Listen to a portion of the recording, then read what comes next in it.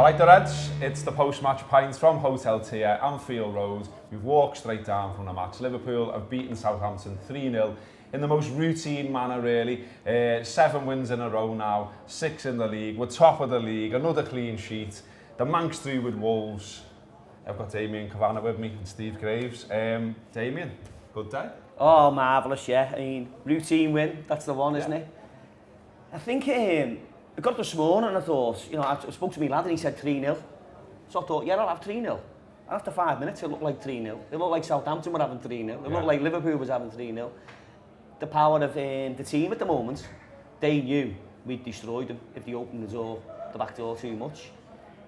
They were happy to walk out of here with only a 3-0. I think it's just the nature of Liverpool. Now we're far more clinical. I know Man City won 5-0 today. Yeah. I know this time last year we were trying to fly out the blocks and smash everybody. But we look assured. We look like we can keep a clean sheet. I'm made up, I'm buzzing. And we're talking, Steve, again about, it feels like Groundhog Day, this particular conversation. We're talking about gears again. Liverpool have got more gears to go to if they need to. Yeah. They didn't need to today. They got 3, it could have been 4, it could have been 5, it could have been 6 if they really wanted it to be. But like Damien said, everyone seemed kind of happy with it being 3-0. Yeah, completely. I mean, Southampton, it feels like, 3-0 is the new 2-0. You know, we've seen sides, Newcastle and others come to Anfield and feel like 2-0 is not too bad and they'll not feel too bad going home, and it felt like that, but even more so now that 3. 3 is there, maybe it'll go to 4 soon. Yeah, I mean, the gears is a really good point. We've got footballers there you can come away from going, he's not in form yet, he's not in form yet. And that in a way is absurd because they sort of all have, but they haven't hit their absolute peak, and I think that's like a really good position to be in at the minute. You can see firstly how you can change things selection-wise if you needed to, if anything was wrong, and also you can see how the levels you've got, particularly from your absolute very best players who aren't at their absolute 5th gear yet, which is amazing. Great position to be in. And full debut for Shaqiri, finally. Yeah, I've never seen anyone so keen to impress. It was like a schoolboy's debut, wasn't it? Do you know what I mean? As soon as the ball got kicked, it was give me it. He kept offering, didn't he? He was so keen. Involved in all the goals? Yeah, indeed he was, yeah. And that it really clinches it because the only doubt about him wasn't about ability, it was about his application. But he knows he has got to be at his absolute extreme best to get a chance in the 11 and to be involved in a squad that wins something serious. So, fair play to him, like, you know, he's forced himself into this team that was winning games.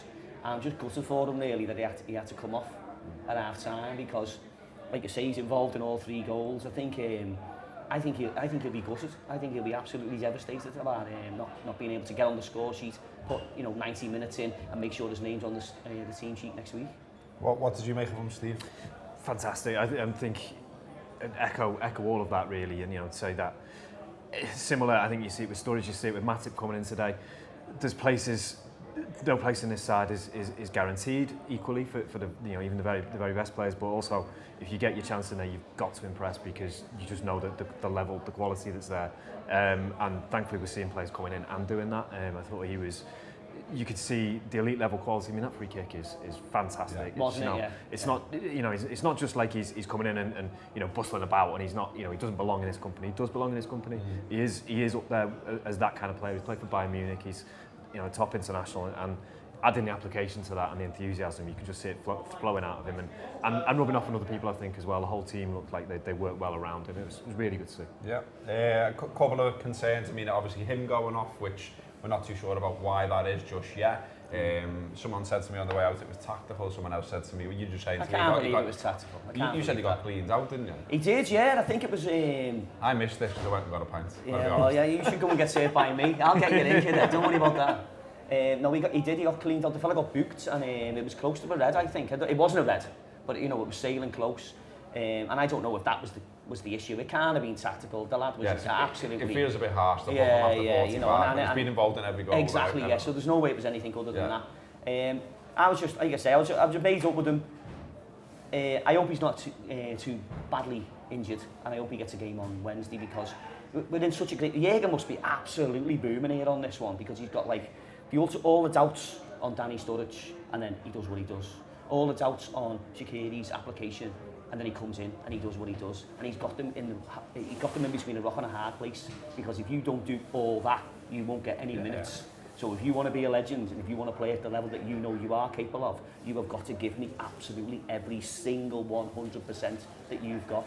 And that's what Shaqiri was giving us today, you know, and he's given him, the worst case scenario is he's giving Jimmy Miller, who runs like 50 miles every game, he's giving him half a game off. Yeah. Yeah. You know, so that, what a position to be in, what a position of strength. It was good to see, I thought it was a good decision to play Matip today.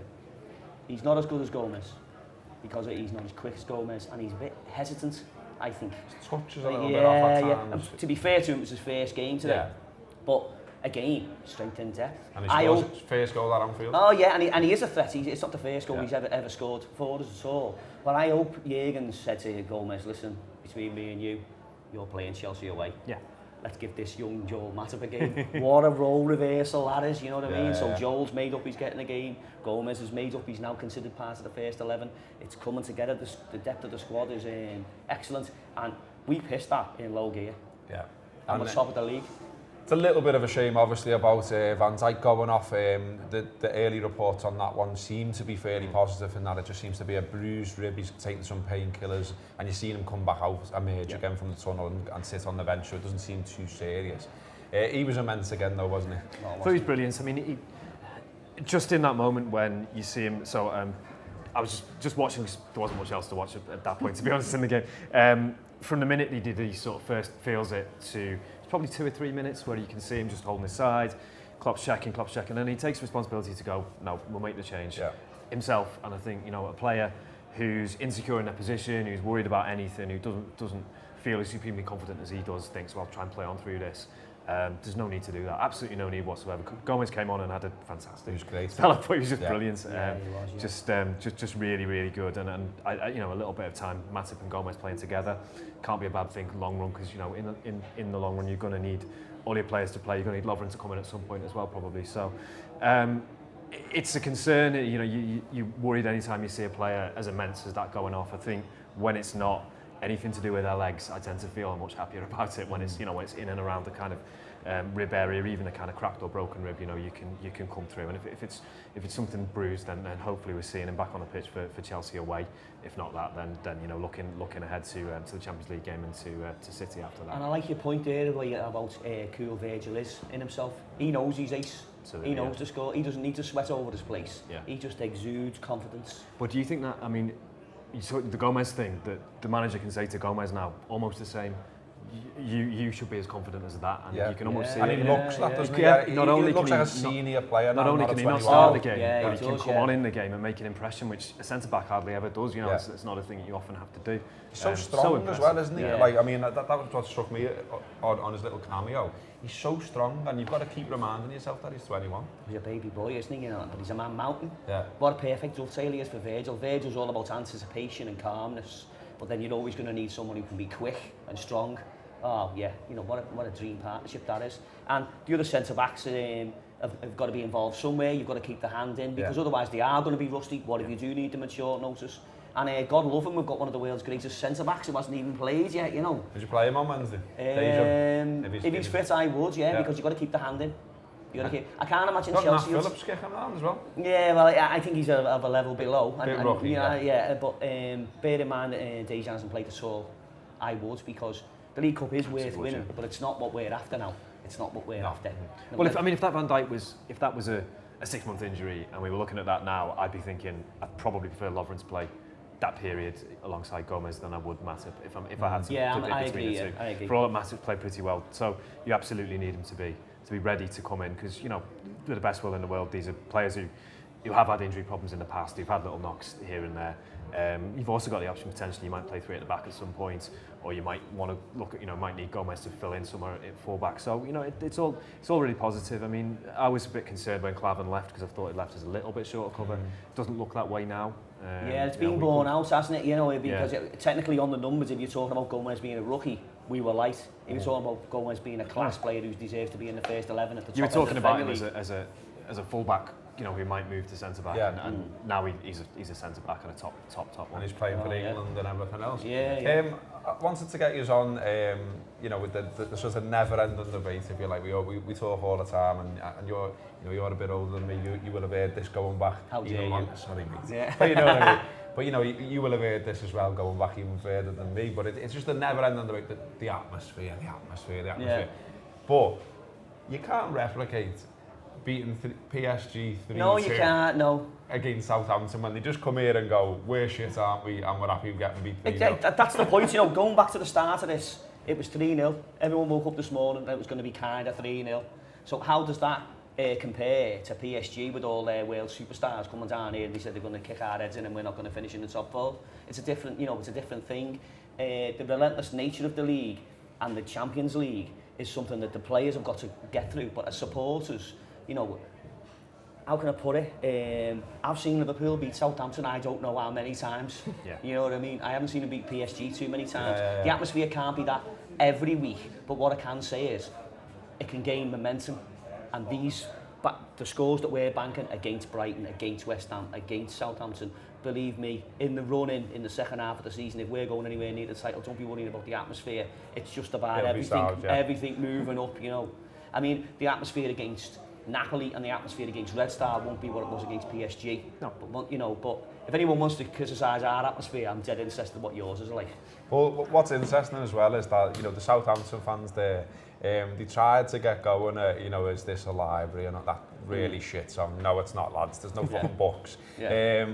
But it was dead. That was dead half-hearted. Yeah, it was like they were all really looking bad. at each other, going like, "Oh, fuck this off. We're shit." Yeah. How does this? I don't know how this gets round the way, because someone will sing it to them when they come to theirs, so it all gets round, and they're always the same songs, aren't they? It's just really, really bad, and they always manage to be that same sort of accent, which it's like a Midlands accent somehow, wherever they're from.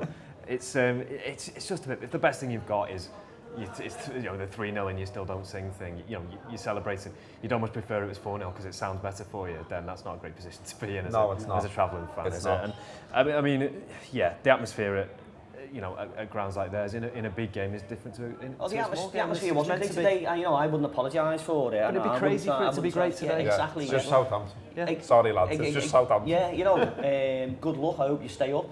The same for Brighton, But like I say, as the season builds momentum, I mean, I was all in, energy spent on Tuesday. I know you were getting a bit carried away on Tuesday, like. Yeah, I got a bit carried away on this. This is a lot calmer than Tuesday. Yeah, that's what I mean, because we know it's a routine win against a team that is hoping to stay up. Yeah. That's it. Back to the footy, Mo Salah gets a goal in the end. He's tuning it a little bit though, isn't he, in general? I think he is, but in the last 20 minutes or so of today's game, I just think maybe it's starting to turn. Just a little bit. I was interested they played him through the middle, out the three. They'd obviously spotted a lack of pace at their centre-backs, and so obviously thought, get in behind them. And again, he keeps almost getting in. And last season, he was making it run for himself. And as he was almost getting in, the ricochet bounced for him. And he's just got to get back to doing that. But, the goal getting disallowed right to the death. And he was in a game before and all that. I just think today might have been a day where we look back at this and think, he scored a decent number of goals after today. I just think maybe he's getting his confidence. I'm not going to say he's firing on all cylinders, but it's got to turn somewhere. In terms of the point in the season that we're at, he's actually better off than he was last season. So there's nothing to say he doesn't all of a sudden get a glut. Yeah. I mean, what I would say about it is it's not a crisis. It's not a problem. It's just he's not absolutely brilliant. He's not 9 out of 10 at the moment, but he's all right. He's not at his absolute best. No one would argue that he is. The manager wouldn't. He wouldn't probably. You could see in the way that he celebrates and the way that he is around the pitch. He's not happy with himself. He's desperate for a goal. He's desperate for something to run right for him. But that's good. That's coming from the right point of view. If you feel like things aren't going right for you, then you keep trying and you keep doing the same things. Keep doing them right. He seems to be doing all of that, and it will come for him. And yeah, maybe there's a bit of a Harry Kane thing going on. He just doesn't, he's not as good in August and September as the rest of the season. You don't know yet. These droughts happen. In the legendary 85-6 season, there's one for the Statos or the R-asses out there. Rush, I think, in the 85-6 season, at the very peak of his powers, I think he went about 7 games in the middle of the season, around about December, January, but he didn't score at all, and he missed an absolute cert as well in front of the cop. And the cop responded by singing his name. Yeah. Because that's what, by definition, if you were a supporter, you were a supporter. And the supporters were still, if it didn't quite work out for Mo today, he was getting his name sung. He knows everyone's on side. We know he's great. And any other team in the league would fancy having him in their squad. Don't worry about it, boys. He's going to click. Who else stood out for you today then? Firmino? Oh, yeah, more in the first half than the second, because he's like a wasp, isn't he? He just doesn't fuck off, does he? His energy's amazing. But a couple of times in the second half, he let himself down with it. He wins the tackle and then gives a bad ball. Yeah. But, he's still a pain in the arse for the opposition. I thought Sadio started well. On the first goal, it was a great ball. I thought Virgil was imperious in the first half. And I thought Jimmy was great when he came on. I thought that was sound, yeah. But as ever, Andy Robbo, Scotland's finest, he was great, wasn't he? He's just doing everything that your working class hero wants to be. He's just smashing it up that side, isn't he? What about you, Steve? I thought Wijnaldum's performance was really good again, and it shows that you've got Keita coming on the pitch, you've got Fabinho not even coming on the pitch, and maybe it's possible that he's better than them, or maybe it's possible that he is on that level, and it's not a case of, this is an immediate upgrade and they come straight in, because he's playing out of his skin, and I think that, that's everything that you want competition to be. Yeah. And Keita's played well and looked like a really good signing, but I couldn't make a case to say that he absolutely should start every game at the minute, because Wijnaldum's just carved that out for him. We've got Milner playing really well, Henderson playing really well. It's a brilliant position to be in, and I think we talked a lot about the attack, we talked a lot about the defence and the goalkeeper as things that we have strengthened, and I think the midfield we've strengthened it by almost not picking the players we brought in to think we strengthened it, which is an odd position to be in, but it's a great one to be in. It looks really impressive at the minute. So this nightmare run that we're on is going like 3 and 3, it's going like a dream. Next up, it is the League Cup though. So we'll finish on that really. I mean, what do you want to see, boys, in that team? There's loads of variations, loads of conversations. I'm sure you've already all had it in the pub once, but we'll do it for the camera as well. How far down are you going, Steve, if you know what I mean? I'm not going that deep. I think winning's a habit, and I think you want to keep winning, particularly at home. Obviously, you've got to knock on into the next game in Chelsea, which gives it a bit of a weird kind of setup, because you win that game and you still think, the next one is the one that really matters. There's players that you want to see get minutes. You want to see Sturridge on the pitch. You want to see Shaqiri if he's fit and he's able to play. You suspect you might see Moreno get a run out, but no lower than that. I'm not interested, with the best will in the world, in seeing lads from the under-23s. You're not Camacho then, and you're not. No, I mean, possibly on the bench, and possibly we've run up a score, and I think you want to keep 3 of you sort of you probably want two of the 3 to be playing, Firmino, Mane, Salah, and then probably one of them on the bench, and then a couple of other of your big players who you aren't playing on the bench. So you can make that sort of 3 changes to get proper sort of first team legs on the pitch. But then maybe with a couple of your sub spaces, you might use a Camacho or Curtis Jones or something like that. But otherwise, I think I'm going pretty much as strong as I can, with Sturridge in for one of them. Midfield, you probably see Keita play. Maybe it's Fabinho's game, but I think that's just such a fundamental change, and I don't know. I think maybe it's after the next international break that we'll see him really get integrated into the squad. We talked about Lovren if possible. I think Matip probably will play the next game, and another reason perhaps why he got his chance today as well is he doesn't want to just go in cold in that game. So yeah, not massively. I don't want to see wholesale changes. Probably sort of 7 plus 7 first team and 4 fringe players come in. Maybe. Okay. I think Steve's called that perfect. Yeah. That was absolutely bang on. I agree, because winning's a habit. Ronnie Moran used to say you can't turn form, and can't turn it on, can't turn it off. Winning is a habit. We keep winning. The boys are all. It's still early in the season. It's still fresh. There's plenty of time for rotations down the line. Let's make a statement here as a squad that we're flexing our muscles, saying not only are we top of the league, not only are we top of our Champions League group, we're going to knock Chelsea out the League Cup. And I tell you what, let's build up and let's finish with some momentum by smashing Man City at the end of this little run. Absolutely. It's a great time to be a Red. It's a great time to listen and watch the Anfield Wrap as well. The lads are outside right now, lads and girls, recording podcast, post-match podcast. Get on that if you're not already. Thanks for watching this. Thanks to Hotel Tia. Thanks to Damien. Thanks to Steve. And by the way, if you're having a pint before or after a match, you should really be coming in here by now if you haven't done already. It's just on Annie Road. It's great. It was buzzing in here before. Jamie Webster did a little set here before the match. The aisle's great. The surroundings are great. The company's great. Come down. We're always in here as well, so it's about that. But, you know, I can't do everything. Up the fucking Still top of the league, boys.